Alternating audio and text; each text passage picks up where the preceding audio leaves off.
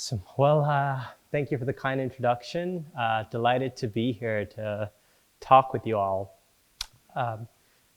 Last month, I was in a hospital in Boston shadowing a colonoscopy. And for those of you who don't know what a colonoscopy looks like, the doctor enters a scope into the colon, and the idea is typically to search for abnormal growths in the colon called polyps. So those are visible in the computer screen in front of the doctor. But this was not an ordinary colonoscopy. I was observing an AI-assisted colonoscopy.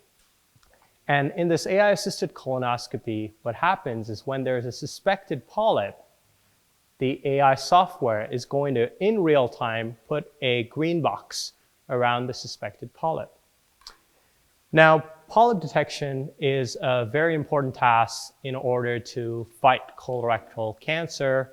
Early detection can allow us to intervene 5, 10, 15 years in advance. And what I observed in my session with this doctor is there was one polyp which was caught by the AI, which the doctor said, I don't think I would have caught that one. And so I wanted to start by illustrating this example to share that AI in medicine is already here. If you are a patient of a cardiologist, and the cardiologist wants to identify whether you might have a suspicious arrhythmia, they might send you home with a device that looks like this. It goes on the chest, records the heart's electrical activity for up to 2 weeks. This is not something that a doctor can evaluate manually because it would take them at least a day to do. But what happens is that a deep learning algorithm is going to go through those 2 weeks of ECG recording and be able to identify abnormal heart rhythms that are then showcased to the cardiologist when the patient next visits them. This algorithm is actually something that my team developed in collaboration with a company called iRhythm that is FDA cleared and in use on patients right now. Or if you've had a chest x-ray, this is the most common medical imaging modality in a lot of the world. This is still done on analog films. And what we did in 2018 was we developed a prototype which would allow someone to snap a picture of a chest x-ray on their phone and get a list of 5 or 6 disease diagnoses, along with a heat map over the image showing which areas of the image were most suspicious for those diseases.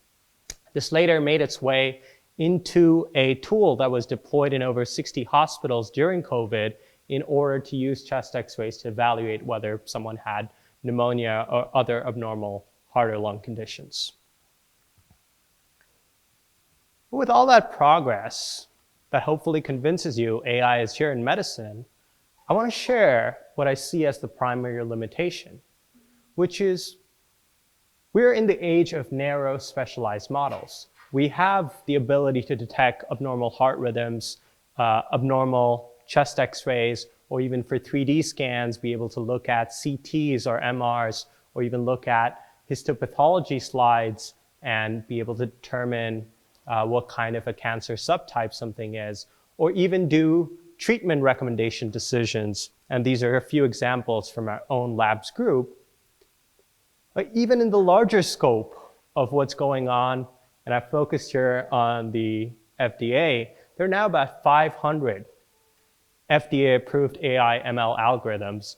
My colleague Matt Lundgren and I recently covered the state of AI in radiology in our New England Journal of Medicine article, and we highlighted that there are 3 key functions that this technology is serving right now and being used in hospitals. One is to triage, which is to put the most important findings that an image might have to the top of a work list. So rather than go through who came at 8, who came at 8:30, who came at 9, they're able to get to those abnormal x-rays very early. Or take a look at a CT scan and be able to identify and localize the pulmonary nodules. Or be able to take a look at a mammogram, which has, over the years, we've gotten to a very structured reporting format and be able to output each one of those components of that report to automatically generate one of those interpretations. But let's think for a second about what doctors do. Doctors are comprehensive in what they report. They're not searching for one thing, two things, 10 things. If they're looking at a particular medical image, they're tasked with finding everything that might be potentially wrong with it. But compare that to where we are with AI models. It's what I call narrow AI models. We're designing these AI models to solve very specific tasks, whether that's detecting lung nodules or triaging our mammograms. But what I'd like to convince you today, over the next 20 minutes we have together, is that the next 10 years is going to be about generalist medical AI models, which are close to what we expect from doctors in terms of their comprehensive reporting or their ability to take into account context, but can also go beyond to risk prediction or treatment suggestion. I want to make an informal definition for a generalist medical AI. It's AI models that can tackle the full spectrum of tasks that doctors can do and more. So I'm going to use that as a starting point. I want to take you through some of the setups in terms of the thinking we have around the way we design and the way we overcome challenges to build this generalist medical AI that my colleagues and I recently wrote about in our Nature piece. And I want to start by talking about key capabilities of GMAI. And I think there are three key capabilities that define GMAI. One is dynamic task specification, two is multimodal inputs, and three is multimodal outputs. And I want to walk through how each of these represents a paradigm change over the kind of technologies we see today. I want to highlight that language has really come to the forefront as the primary interface in how we're going to expect to interact with these models, both in terms of how we communicate with it and how it communicates to us. So what does this look like? Well, let's start with what conventional AI does. You have an image, you take a model that was trained to identify whether something is a mass, and you apply it, and it says 95% this is likely to be a mass.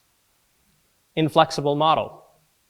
But what if that model got an image and a query that said, is this mass likely to be a tumor and an abscess?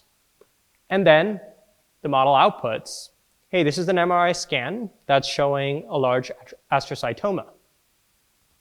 That'd be pretty cool. Or let's take a look at multimodal inputs.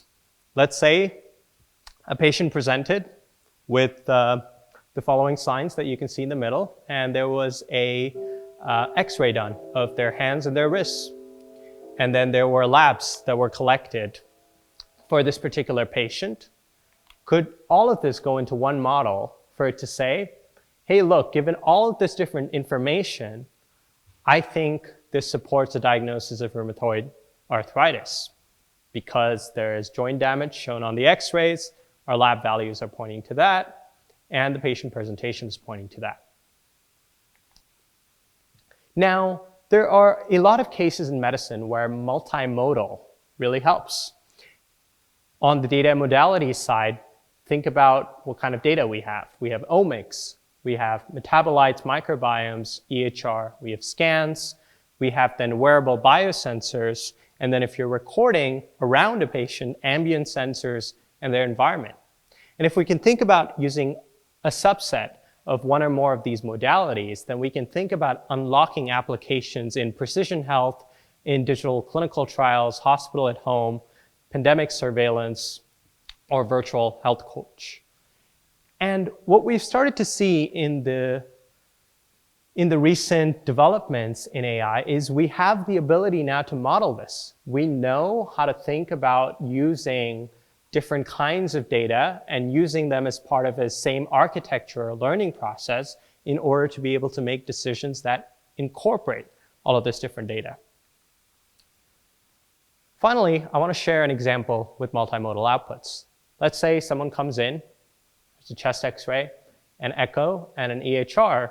Could you use that information to be able to assess the patient, to say this is a patient with chronic heart failure that's exacerbated by acute symptoms, but also provide an explanation that's not just in language, but also points to the part of the image that actually supports a reduced ejection fraction.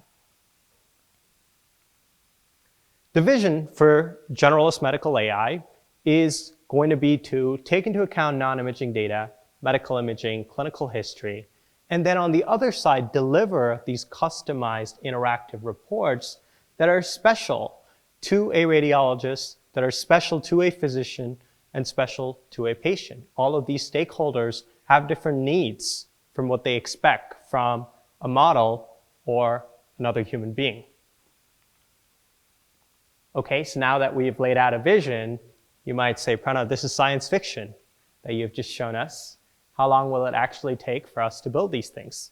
I want to share the kind of things that we need to work on in order to get there.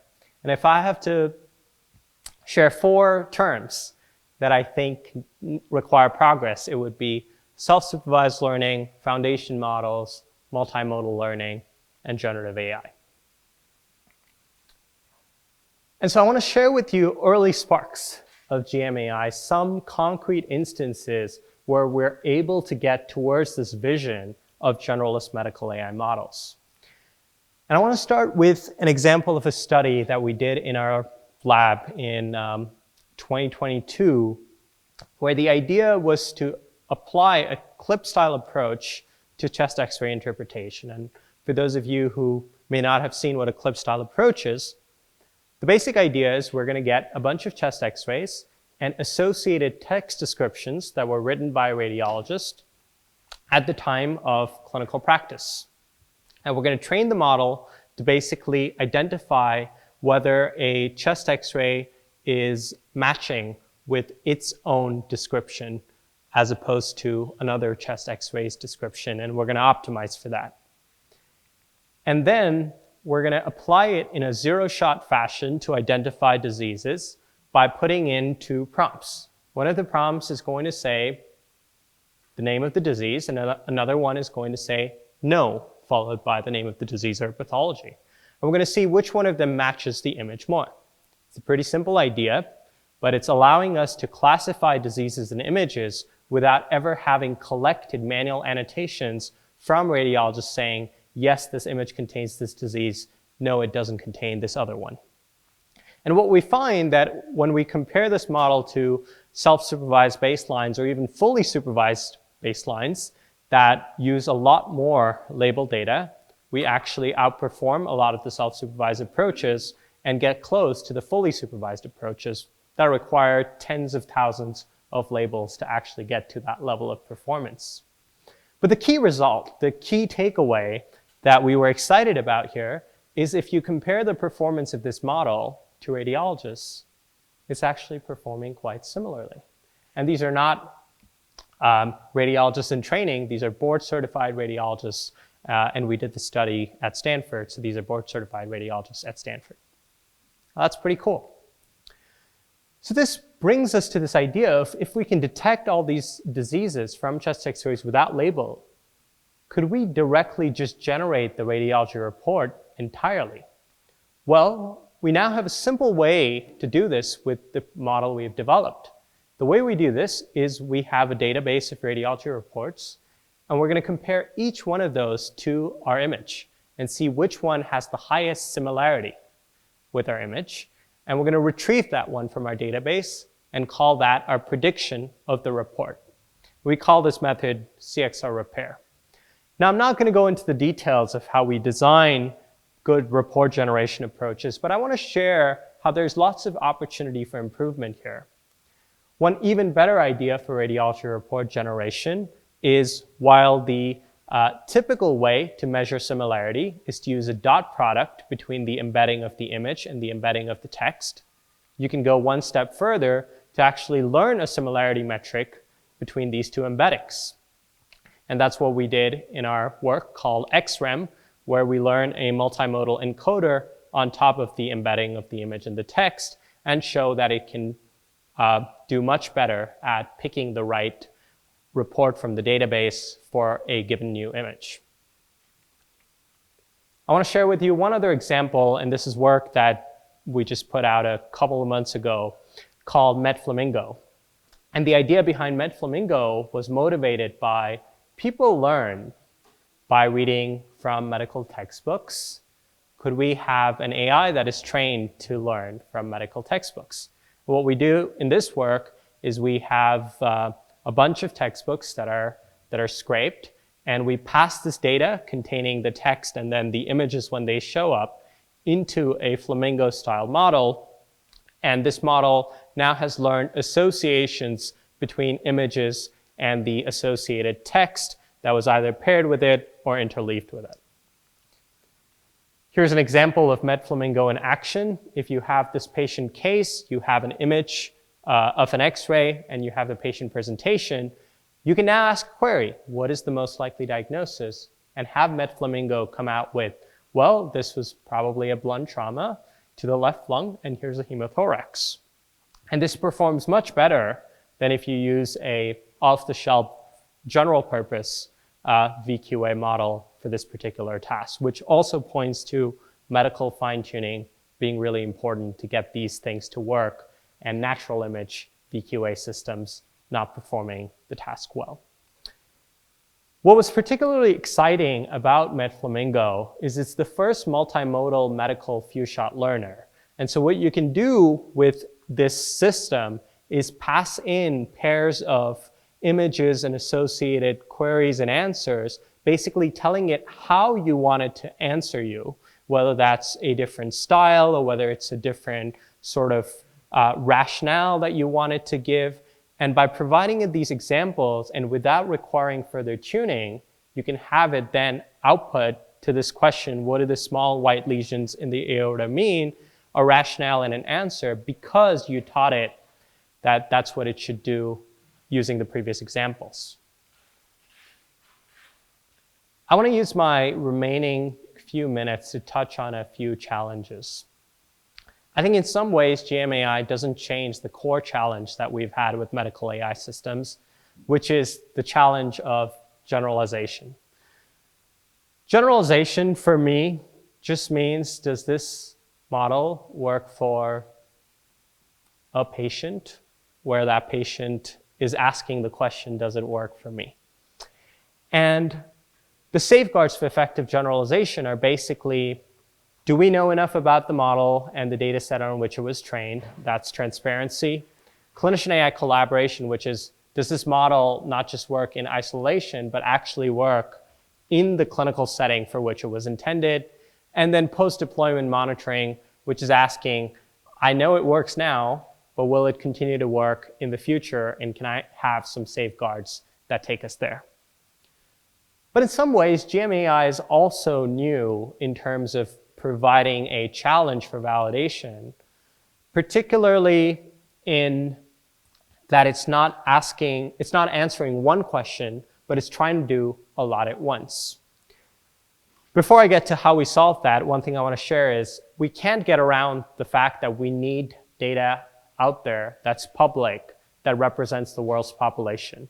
And one initiative from our lab is called the MEDA initiative, Medical AI Data for All, that basically aims to get data out of hospital silos, capture the global demographic diversity in people and clinical practices, in imaging equipment, and also design useful machine learning tasks around this. So if you have, if you're associated with hospitals that can contribute to this, you can check out the MEDA link from my lab website.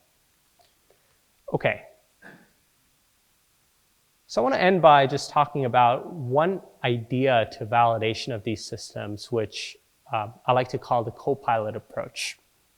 And to understand the Copilot approach, I'm going to tell you how things work in academic medical centers. If you want to interpret a chest X-ray, it's going to be first interpreted by a resident, and then an attending is going to review what the resident has said about that chest X-ray and edit it. So the Copilot approach here is to put the model in place of the resident and then have and maintain the attending on top, which is responsible for editing and improving what the model has outputted. So we can design an experiment, and I just want to show you this last experiment to conclude my talk, where what we're going to do is we're going to have a bunch of chest x-rays that are going to be interpreted either by a model or by an expert human. And it's not going to be one model, it's going to be one of two models, and so we can understand the difference between models as well. 50% of the time it's going to be from the XREM model that I showed you earlier, 25% of the time from a baseline CXR repair, and 25% of the time from a human benchmark. And what we're going to do is for each line that is generated by the model or the person, we're going to have the attending come in and rate the error severity of each of those lines in the report, such that they can mark if something is an error or if something has so bad an error that the patient would be affected poorly in the next few minutes or the next few days or the next few months, or whether it's a non-actionable error. And then we can take the average over all of the lines or take the maximum.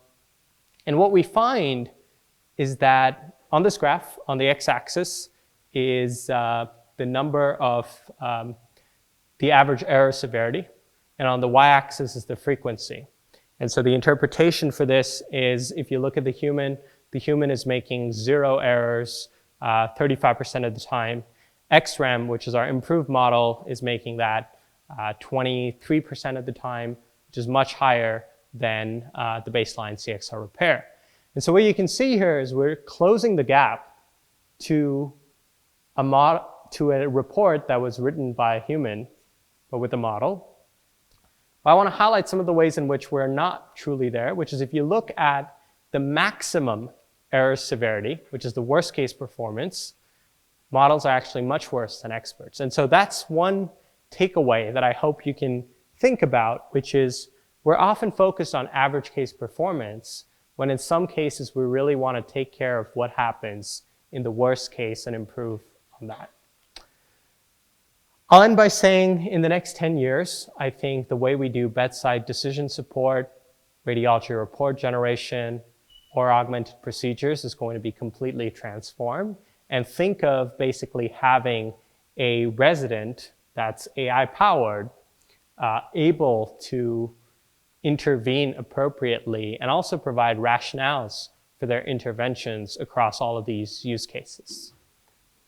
The GMAI pipeline in its full entirety, which we have in the paper, has a lot of different components to it, and I think there's a lot of opportunity for innovation here and for demonstration of how we build these AI systems that can take on a lot more of the work that doctors do. I'll end by thanking the people I get to work with, both in my lab and colleagues all around the world. If you want to learn more, you can visit my lab website, and there's some opportunities for you to stay in touch with the kind of work that we're doing. I'll end there. Thank you for having me.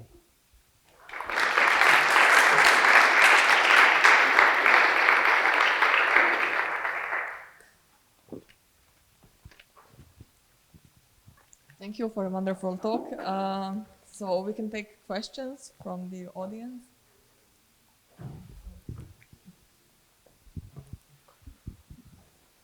Thank you. Great talk. I have a question more about the kind of narrow state AI. So kind of you mentioned moving from narrow to the generalist. And I have a question about the kind of challenges of trying to use, maybe narrow or generalist AI in the real setting, so in the clinic. Because from kind of like what we have seen so far is even the narrow state where the human performance is where the algorithm achieves human level or better performance, we haven't really seen kind of like a widespread adoption in the hospital. So, in radiology, for example, where we're pretty confident the algorithm could potentially be, in 90 cases better than a human. But even in the kind of more developed countries, we haven't seen like a widespread adoption in the hospital. So my question more as an AI researcher, what can we do to bridge this gap and to make AI adoption wider? Sure, and I hope we come back to this question in the panel. But I'll give you my take on it, and it's an opinionated take. And a lot of people have a lot of different pinpoints on why adoption is slow. Mine is that we haven't shown ROI.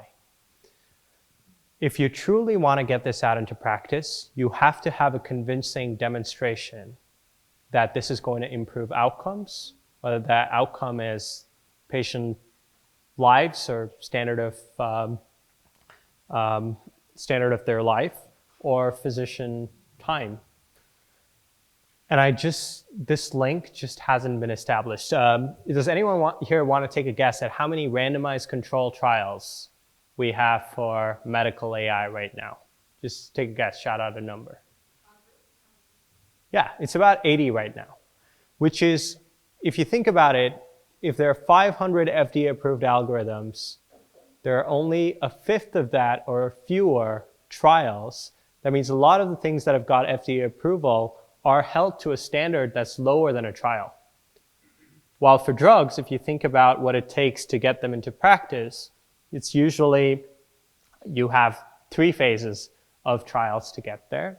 So in my mind, ROI is important to establish, and I don't think has been established well. There are lots of other reasons as well why adoption is slow, but if I have to point one, that's the one. And I'll tell you anecdotally, we all hear about radiology AI algorithms being great and working well until you actually talk to the people who are evaluating this to decide, should I use this in my hospital?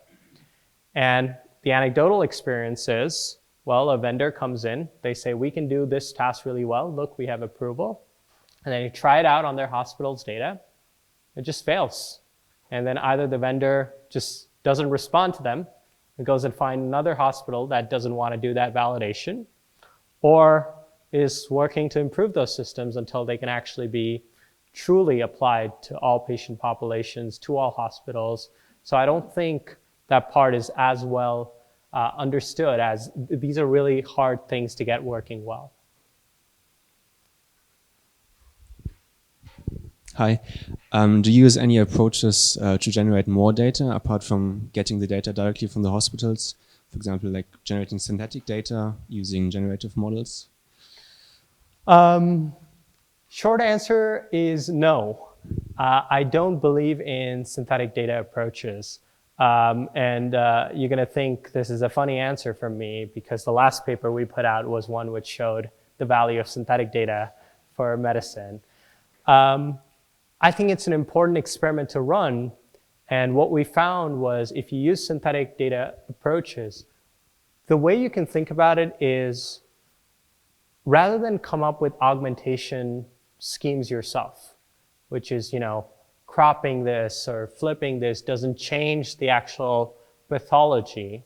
It allows your model to learn invariances. You can get that automatically from a good generator. And so it can be used as a way to data augment really well without us requiring any thinking.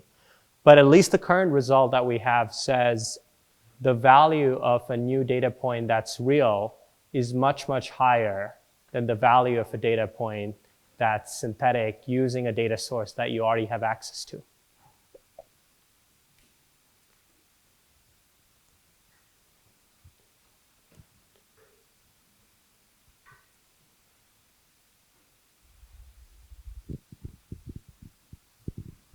Thanks for making the way. Thanks so much. So I have 3 questions. The first is about the validity of the generalist AI across different systems, health systems. So you have cultural difference, context, also the availability of diagnostics. For example, you can recommend me to do some diagnostic, but it doesn't exist. What exists in the US does not exist in Egypt or other countries. Also the treatment, so you can recommend the treatment, but it doesn't exist because it's not approved or it's not yet available or out of stock or. So how would you adapt to the different context and you make it work in one country and the other? The other thing is the foundation models. How do you envision this? Like the models that will build the generalist AI, will it be specialized to medicine or to be a generalist model that would be fine-tuned or adapted? And the third question is, how do you envision the role of this generalist AI in care coordination or navigation of the patient journey? Thanks so much. Cool. I'll try to answer all three questions with one answer, which is that there is flexibility in the way you want to design this. I think the way you tackle adaptability is basically to think about whether few shot as a paradigm works for you, whether you can truly get to learning something new by providing it examples in the prompt of how you wanted to tackle something new that might be specific to a hospital, or if you want to go one layer deeper into fine-tuning for that particular setup, whether that's to incorporate a new treatment or whether that's to incorporate something that's specific to a particular hospital or relating to a workflow.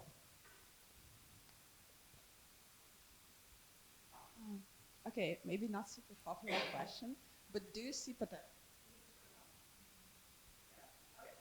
potential harms if your approach will work?